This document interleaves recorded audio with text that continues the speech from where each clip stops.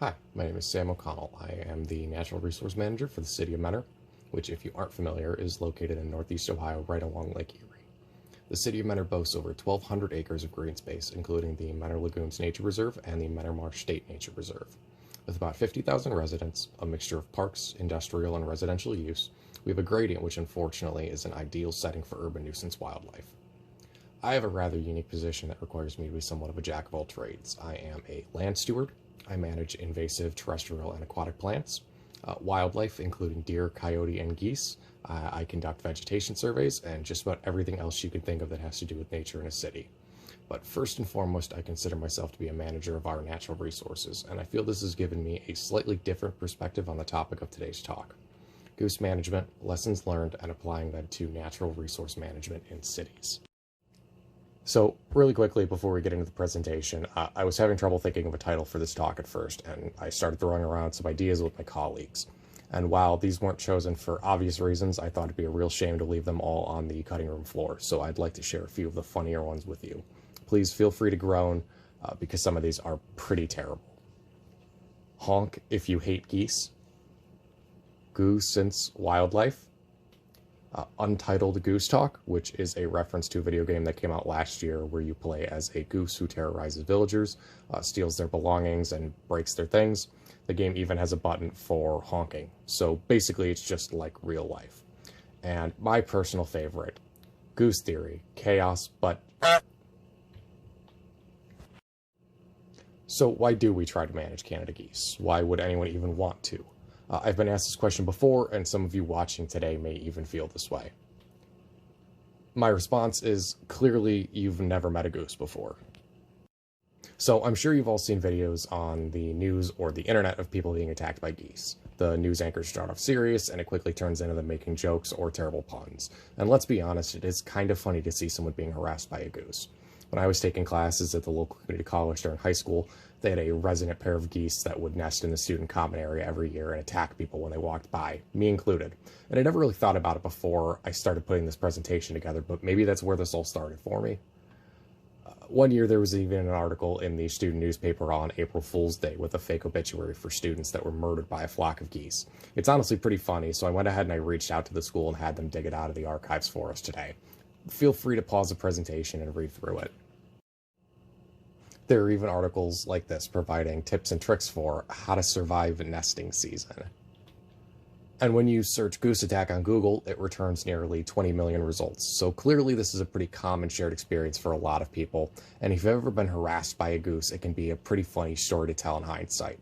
They're clumsy birds that don't seem very bright. How bad can it really be, right? Except that's not always the reality of the situation. You weren't injured like this individual who had to be hospitalized after she fell while being attacked by multiple geese on a walk at our local pond. She suffered broken bones, an injury to her hip, substantial bruising, and had to have an operation because of her injuries, which resulted in her spending more than 2 weeks in the hospital. Goose attacks have even resulted in lawsuits against municipalities and private property owners.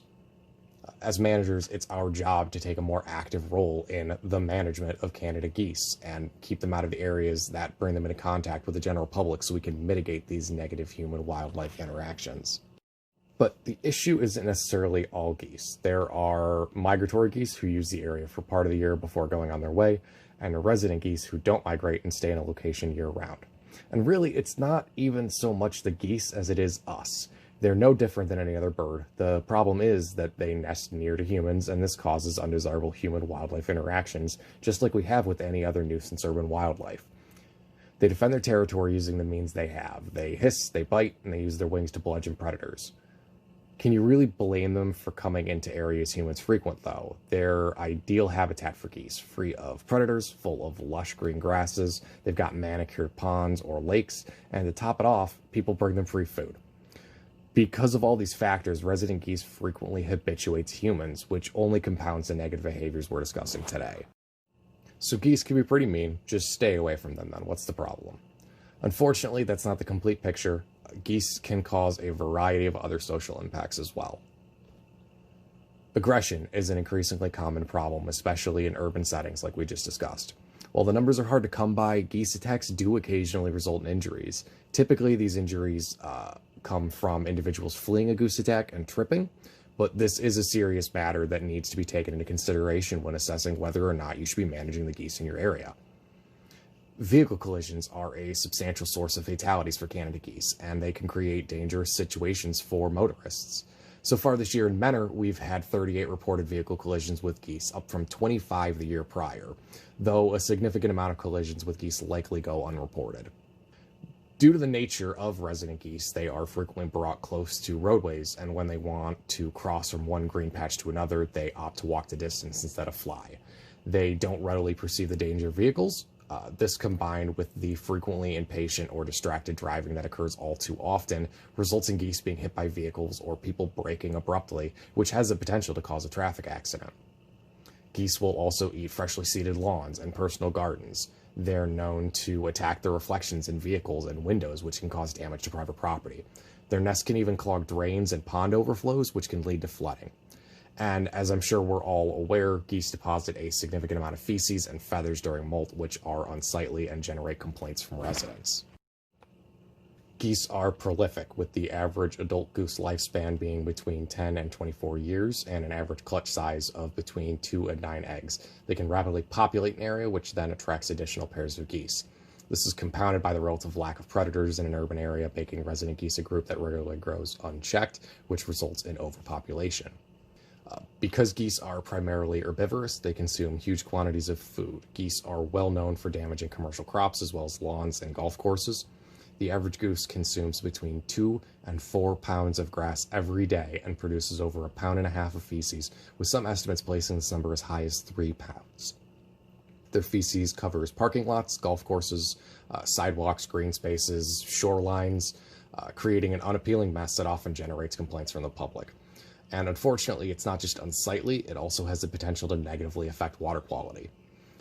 Because geese aren't very efficient at digesting food, this results in their feces being incredibly nutrient-rich. A study out of North Carolina University estimated that a flock of about 40 resident geese will deposit between 20 and 30% the yearly nitrogen and phosphorus recommended for grass fertilization at a location. These deposited nutrients then make it into waterways and can contribute to the occurrence of harmful algal blooms, which, just as an aside, during the course of doing some research for this talk, I learned could be referred to as guanotrophication, because scientists need a word for absolutely everything. So if you aren't familiar with harmful algal blooms, they typically result from either overly warm stagnant water or water that has an extreme abundance of nutrients in it.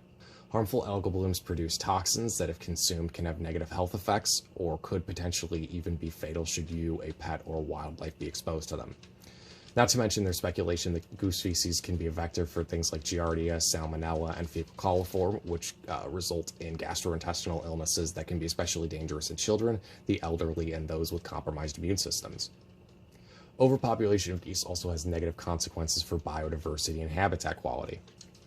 Research focused on colonies of snow geese indicates that overpopulation degrades habitat and is highly problematic for other species. The strain placed on food resources by a large population of geese, as well as the territorial aggression they display, can result in a lack of viable nesting habitat for other native waterfowl and shorebirds. Geese can also have significant impacts on native plant species through overgrazing. They damage sensitive areas, and because they're an edge species, they're attracted to areas that are undergoing remediation activities and can be detrimental to site recovery. The photo on this slide here shows an area in Hudson Bay that was once a salt marsh, but now, due to overgrazing by geese, is being converted into a salt flat because the process of evaporation is sped up significantly when all the plants are removed. The top and bottom photos are the same location 25 years apart. And while this isn't particularly relevant in my personal situation, it's important to discuss that not only does overpopulation of geese cause social and ecological problems, it can also cause agricultural and economic issues as well. One of the primary issues with goose overpopulation is crop loss due to overgrazing. Geese cause significant damage to farm fields, which results in many millions of dollars of lost revenue every year, with some reports estimating wheat yield losses as high as 25%. So how widespread is this issue? Why are there so many geese? What's causing this increase in populations that we're experiencing? So depending on the source you're looking at, resident geese ranges vary, but according to eBird data, Canada geese can be found in all 48 continental states year-round, with the Midwest and East Coast having the most substantial populations, but that wasn't always the case.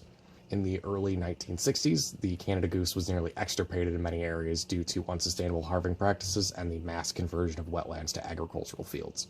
Since then, there's been an explosion in populations, and the numbers are projected to continue to climb.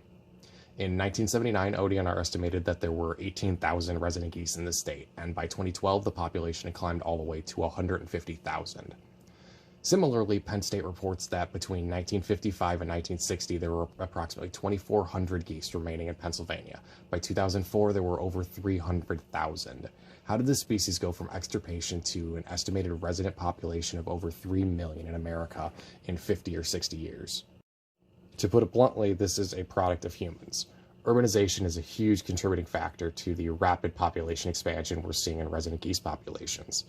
With the concept of green space and cities becoming more and more important to urban planning, that means more areas being created for geese to reside in year-round.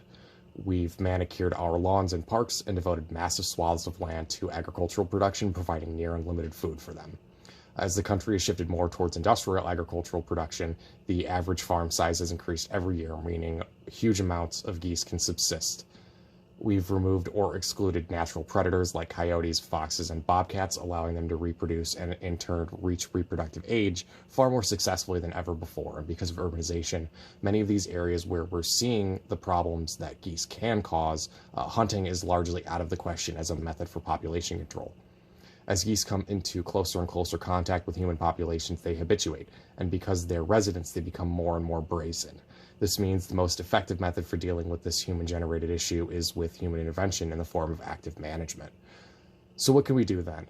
Geese are everywhere, there's millions of them, and they'll beat you up and steal your lunch if you come too close, right? There are absolutely steps that can be taken to manage the populations of resident geese in undesirable and unacceptable locations. But there is no one-and-done solution, and managers need to review their unique situations and make informed choices that are right for their individual case. Controlling geese and discouraging them from using an area requires a dedication of time and resources, but if you're well prepared before going into that process, you'll see better results. But before we get into the techniques that can be used to discourage resident geese from spending time in areas where they create the nuisance situations, we have to understand some of the basic principles involved. There are typically two key concepts you'll hear discussed when goose management comes up that we need to understand before attempting to address this issue. Those are persistence and consistency. Two of the most important concepts to understand when discussing managing resident Canada geese are persistence and consistency. Trying to control Canada geese populations can be tiring at times and disheartening. It takes effort that you at first feel is unacceptable or pointless to invest in something like this. You may be inclined to dedicate only a limited amount of time to these activities because you feel you have more important things to do, or you may even feel awkward or embarrassed, or as if you're creating your own public nuisance by working to chase geese out of an area. You may even find that once you get the geese to leave an area, they're back shortly thereafter and just give up for the day. But one of the worst things you can possibly do in this kind of situation is throw your hands up and walk away. Giving up will absolutely mean you've wasted your time and likely made the situation even harder to resolve moving forward. We've discussed habituation to humans as a major contributing factor for the increase in resident goose populations in urban settings a little earlier. Much like geese habituating to humans, geese will also habituate to hazing as well if you don't follow through and be persistent with getting them to leave an area. If geese perceive there is no consequence to hazing, or that if they tolerate your attempts for half an hour they can come back later, they'll learn just that. This will make your job even harder, and managing your geese will take up even more time than it did before they'd habituated. In addition to persistence and consistency, I'd like to add a few more concepts to the core tenets based on my experience managing a variety of other natural resources that I feel also apply to goose management. Collaboration. In my opinion, one of the major setbacks associated with managing geese in an urban environment is that you may get them off your property, but they move to an adjacent property where you no longer have access to them. This solves your issue in the short term, but the geese will come right back. Forming partnerships and educating your neighbors is vital when managing wildlife in an urban setting. Engaging with stakeholders and encouraging them to take steps to manage geese on their land is just as important as managing geese when they're on your property. If there are other organizations that are engaging in natural resource management in your area, they also have a reason to control their geese. Work with each other. This lessens the time required for both parties and extends the available resources much further than if you were working alone. Get in contact with organizations with a similar mission or goal in mind. Your county wildlife officers, your ODNR district, and USDA Wildlife Services. These people are there to help and can provide advice on how to increase the efficacy of your efforts and provide a different perspective you may not have considered yet. They can provide additional tools and the operational support needed to see results. They also serve as a reminder that you aren't alone in a situation that may seem hopeless or fruitless at times. Working with others on a problem not only increases the efficacy and efficiency of your operation, but it also creates a feeling of connectedness that keeps setbacks from turning into despair and inactivity. Communication. It's crucial that you and your team communicate what is and is not working. The situation on the ground may look much different than it does on paper, and being able to recognize that and respond will pay off greatly. Being able to explain what isn't working and why is essential in seeking input from those you're collaborating with. Continuity. Wildlife management, and especially urban nuisance wildlife management, is a lot like the weather in Northeast Ohio. If you wait a minute, it'll change. You may think you've solved your problem and decide it's okay to relax your efforts, only to realize next year you're back to square one and then decide, well, this didn't work very well, did it? But you're attributing this to the wrong thing. This isn't a failure of your initial effort. This is a shortcoming resulting from a lack of continuity on your part. I'm not one for mission accomplished speeches, and I believe when it comes to natural resource management, no situation is ever fully resolved. And when it comes to wildlife management, it's important to set this level of expectation for not only stakeholders, but your team and even yourself. And reflection. In my mind, there is a substantial difference between anecdotally stating what we've done is working and being able to track efficacy with concrete metrics. Taking notes and keeping records of things like the number of geese present from year to year will help you make more informed decisions regarding management activities in the future. And it also creates a knowledge base that will ensure continuity in the future. Thinking about what's worked and what hasn't allows you to better adapt to an ever-changing and ongoing situation. Being able to look at your process and identify what does and does not work is one of the most important parts of any project. You've only failed if you don't learn from a mistake. Now that you have an understanding of what it's going to take mentally to tackle goose management, how do we actually get them to go away and stay away? I'm going to walk you through some of the common methods for managing geese. This isn't an all-encompassing list, and to have a successful goose management program, it's going to require more than one method of control. Separately, these won't work, or at least not very well. Methods like pyrotechnic hazing, where a small handheld launcher is used to fire what is essentially a firework near flocks of geese to disperse them. Rounds are fired near but never at the geese. Your goal is to push them in the direction of where you would ideally have them go. In my case, this is often towards the lake. If you push them towards another area where they'll continue to create problems for you, you'll inevitably end up chasing them back and forth. One of the major drawbacks to this technique, though, is that it's loud. Depending on the area you're trying to manage in, it can create conflicts with homeowners, businesses, park goers, and potentially even other migratory species. Green lasers are also a relatively effective technique for hazing geese and discouraging them from using an area. The laser is shined near the feet of the goose. I found sometimes it takes a few tries to find a goose who is receptive to the laser, but once you do, the others start to respond as well. I'll often continue running the laser along the ground below the flock as they fly to discourage them from landing again. This is a great method to use in areas where discretion is valued. A laser is very easy to keep in your vehicle too, but unfortunately this technique isn't always effective on bright sunny days, and while cheap lasers work well enough, high-powered lasers can get pricey. Another option is addling. The state can issue a permit authorizing you to go search for nests and addle eggs, which basically means you damage the eggs in such a way that they're no longer viable. This has a twofold impact versus something like general nest destruction, because the geese don't realize their eggs are now non-viable, so they'll wait out nesting season and not try to relay elsewhere. This method doesn't get the geese out of an area, though, and they'll stay until nesting season has ended. This technique can also be time-consuming, and it requires you to confront geese, which in a public space can result in conversations with individuals who may disagree with what you're doing. You can do things like modifying the areas where geese are causing problems. Geese being a prey species like lines of sight, dense vegetation around ponds can keep them from utilizing that area. The thicker, the better. Typical recommendations are vegetation a couple feet high and at least 8 or 10 feet thick. This isn't always viable or appreciated in public areas like parks and ponds. It can be a detriment to fishermen and park goers, and sometimes unmanaged vegetation is viewed as unsightly and can draw criticism from the public or even higher ups. There are also roundups, which are just what they sound like. Geese are herded into pens and culled. This helps to keep the goose population down in an area similar to addling and can provide immediate but temporary relief to a situation. This is not a viable long-term option, and at times can be difficult to explain to the public in a way that they can accept. There are also dogs. Using dogs to haze geese can be extremely effective. It simulates a real threat from a predator, and dogs have substantially more energy than people. One of the major hurdles to this form of hazing, though, is you either need to hire a contractor, which can get expensive, or purchase your own trained hazing dog, which comes with all the typical challenges of pet ownership, as well as the expense of buying a trained dog.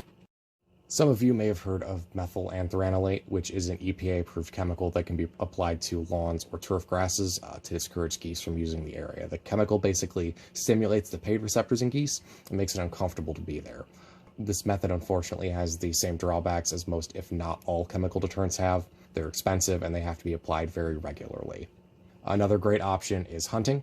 This method helps to reduce the population of geese in an area and requires little cost or time investment on the part of managers. Unfortunately, this isn't always a viable solution in urban settings. The public does not always support the idea of introducing hunting, and there really isn't much land to do it in many situations. Hunting can be an effective management technique for lowering populations of resident geese, but it still needs to be combined with other forms of management.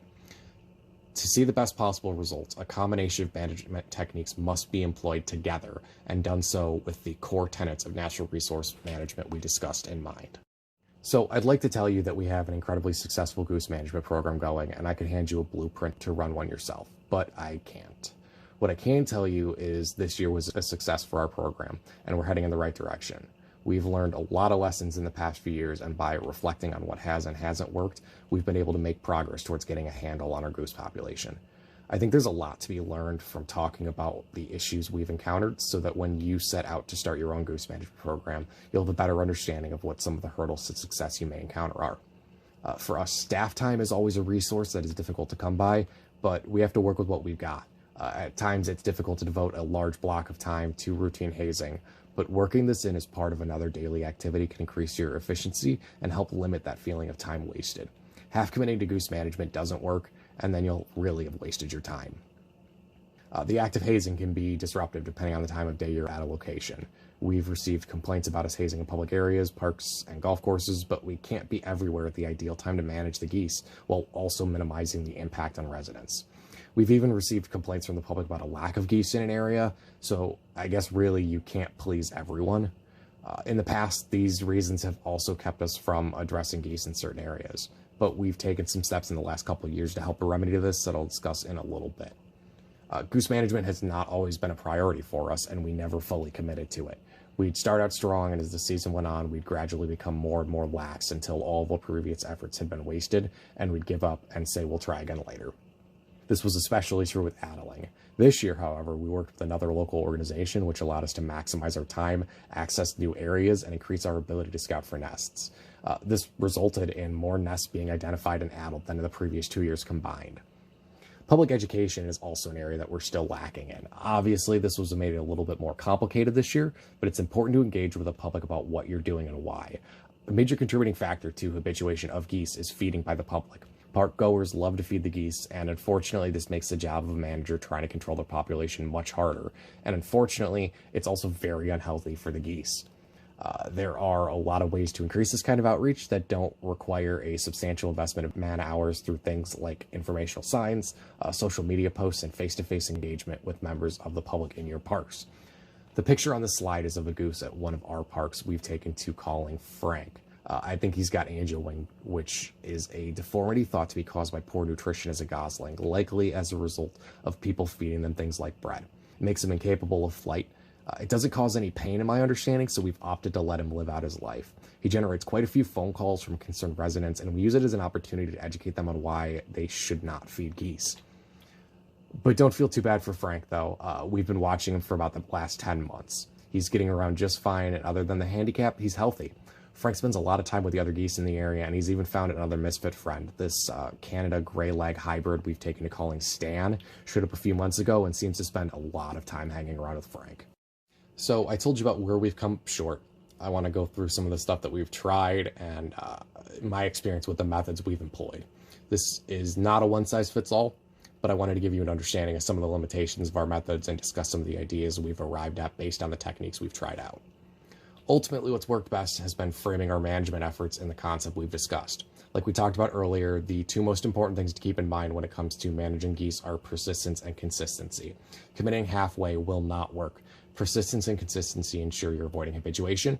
It reinforces what you've already committed time and resources to, and it allows you to build on those past efforts instead of starting over every season. You have to be patient when it comes to managing geese. You can't give up the first time the geese come back. Sometimes you have to wait for a group of park-goers, golfers, or cars to pass by before you can resume hazing. Sometimes it takes 2 minutes, sometimes it takes 10 minutes to get a flock moving. But giving up on hazing because you got interrupted or felt like you were wasting time won't solve the problem and can actively make it worse. The primary methods of goose management we've incorporated into our program are pyrotechnic hazing, green lasers, and nest addling. We've had good success employing pyrotechnic hazing in areas where appropriate. It's a very effective tool for dispersing large flocks in any kind of weather conditions, and it makes controlling the direction you push the geese in relatively simple.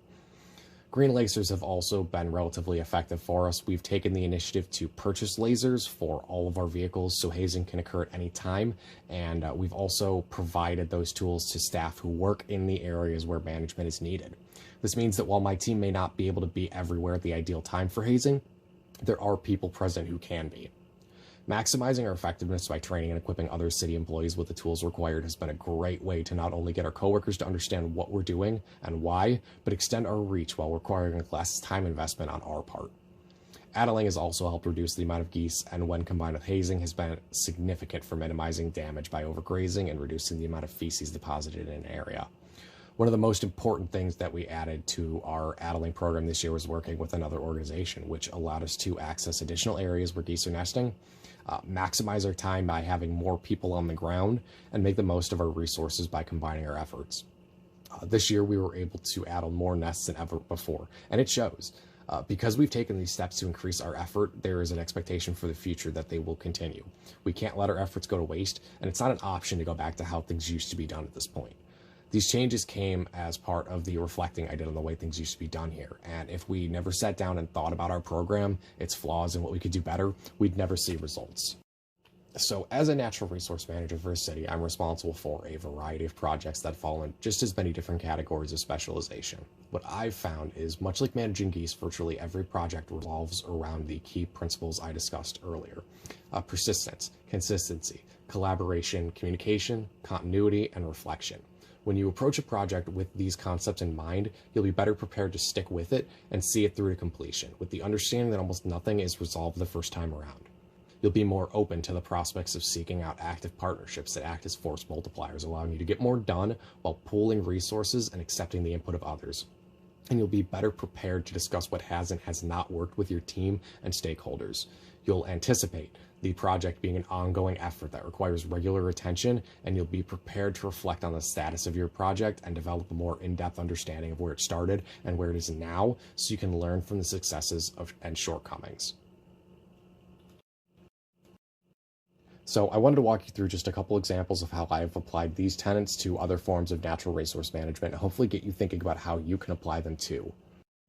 Flowering rush. So for those unfamiliar with flowering rush, it's an invasive aquatic plant that forms dense stands which can outcompete native species. The issue with it is, since it's introduced, it has no natural competition, and without active management, it will grow unchecked. It's a prolific reproducer that, as far as I've been able to gather, has no real method of control, spare a few options, which require a substantial amount of time and resource investment. This was our first year attempting to manage the species, and I'll be honest, at first it was looking incredibly bleak. While we won't know how our efforts have worked until next season, I'm optimistic because our efforts were approached with the tenets in mind. Persistence and consistency. Right now, the best course of action we've been able to determine is to use an herbicide which effectively defoliates the plant and hit every time we see vegetation emerging. We're basically running down the clock on a plant that is otherwise highly resistant to chemical control. This is a plant you have to keep on the back step. You have to stay one step ahead of it, and if I had to pick one word to describe our management plan, it's been persistence. We've accepted that this will be an ongoing effort. If any of you are familiar with managing invasive species, you'll understand what I mean when I say the person who takes my job next will likely still be dealing with this project. But that's okay, because as you'll see, we've thought through the process ahead of time, and we've surrounded ourselves with the resources needed to be successful. Collaboration. Because flowering rush has been detected in both the marsh and the marina, the Cleveland Museum of Natural History is a crucial player in the fight against invasive species. We've worked heavily with them this past year, along with the Army Corps of Engineers and Cleveland Metro Parks, to begin managing this infestation. The museum's been absolutely indispensable for these efforts, and without them, the situation would be hopeless. Communication. Going into this, our main objective was to eradicate the species. Because of this, we had to develop a method of collecting data so we could track yearly progress. This was a substantial undertaking, since we're talking about probably 900 acres of area to survey. We had an image in our mind at the start and quickly realized that in the field it wasn't as practical as we thought it would be. So we reworked our methods based on the feedback from the teams that were out interacting with the situation on the ground. And it resulted in what I feel is a more accurate depiction of the reality of our situation than what we'd come up with initially. The results of our survey this year are depicted in the map on this slide. We broke the entire area up into 200 by 200 meter transects and created a density map of the points and assigned a value to each square of the transect so that next year we'll be able to track how these values change. We've communicated throughout the entire process with all members on both the city side as well as the museums, and this project even led to us finding a couple newly detected invasive species in the marsh, enabling us to begin planning how to deal with these before they have a chance to establish a strong foothold. Continuity. We've been taking notes, and we've been mapping heavily and communicating with the Army Corps of Engineers and our partners. From the top down in all organizations, people are aware of the situation and our management efforts. We acknowledged at the start that this would be an ongoing project, and at this point we're committed, and we know we are. This helps to establish continuity in the future. This isn't a situation where we can afford to take a step back for a year and try to pick it back up again later. We'll have lost all of our progress we made and likely end up with a far worse situation than we started with. And reflection. This is a process we'll be going through over the winter where we have to review what's worked and what hasn't and what kind of modifications we can make. Like I mentioned, we did have to modify our survey method on the fly. Is this something we want to refine? How does everyone feel the method worked out? What can we do with the data we gathered, and what can we do with more data? These are all things that have to be taken into account to make sure that you're making the right choice and going about this the right way so you aren't wasting your time. We'll also have to reflect on our past efforts once management operations start again next season. What does it look like on the ground? Is what we did last year working? Do we need to adjust? And how can we apply what we've learned from managing flowering rush to the newly detected invasive species we found in 2020? I'll be giving an update on our deer management program in another talk, so I won't be going too in-depth on the technical aspects here, but all of the concepts we've talked about are applied here as well. Persistence and consistency. We've been managing the deer and better for 8 seasons now. This is not a short process. We're not quite there yet, but I do believe we're approaching management levels now. That doesn't mean that we can let our efforts up and become lax in our monitoring and management, but it does mean that our persistence and consistency are paying off. There were years where we lost ground and had to make it back up the following season. There are nights where there isn't a single deer to be seen, but we stay at it because we know that is how you get results. If you look at the map on the right, that's deer vehicle collisions from 2013 in Mentor. That year we had 97 deer vehicle collisions. Fast forward to 2019 and we're at 39. That's a 60% reduction in collisions in 8 years. And last year wasn't even the lowest year for collisions we've had so far. Collaboration. One of the most important and essential and beneficial components of our deer management program has been our ability to work with ODNR and Jeff Westerfield in particular. In the past couple of years, I've been fortunate enough to also work with John Paul and Caleb over at USDA Wildlife Services. They've been absolutely invaluable resources for wildlife management in Mentor. Being able to turn to these individuals who understand the work and have years of insight to provide has been indispensable. Even if they don't have a concrete answer to a question I've got, they've made themselves more than available to talk through the situation, and we always reach a conclusion that provides a way forward. We also work heavily with the Mentor Police Department. Not only are they the ones doing the active removal of deer, they're the ones on the road who are seeing the deer and observing their movements and frequency. We work together to make this process run as smoothly as possible, and it pays off. Communication. Communicating with the police department for our deer management efforts is absolutely essential. Like I said, they're the ones doing the active removal. I run a pretty robust trail camera survey, and my team are the ones setting out attractants and checking the cameras every day during the season. The data we generate and the information my team brings back with the conditions on the ground are essential for us to making the most efficient decisions when it comes to removal operations. Without this, we'd effectively be guessing blindly. Continuity. In terms of municipal projects, this, in my mind, is the definition of continuity. We've built up such a substantial amount of data over the years, and the expectation's been set that even at management levels, we'll still have to be involved and be able to quickly adjust to address the trends in deer population and their ever-changing dynamics. and reflection. Numerous times throughout the year, we reflect on the status of our deer management program. We write reports that are presented in the summer, we brainstorm new ways to use the data we've collected, and we review historical data. What works, what doesn't, what can we do better? If you ask Jeff or John Paul, I think they can agree I spend an awful lot of time in the off months discussing deer management with them, and it makes me more prepared when that season rolls around again. So in closing, if you do decide to manage the geese in your areas, I hope this talk helps you better understand why and how you should go about it. If you decide not to manage the geese in your area, I hope that the concepts we talked about today can be transferred to your other work. For me, I'd rather be over-prepared than under-prepared every time. And of course, as always, speak to the professionals. ODNR, USDA, your county wildlife officers, it's their job to help you. You aren't the first person to have this problem, so don't be afraid to tap into the wealth of knowledge that these people have. You can find their phone numbers listed on this PowerPoint and my contact information down there at the end. So thank you very much. Hi, my name is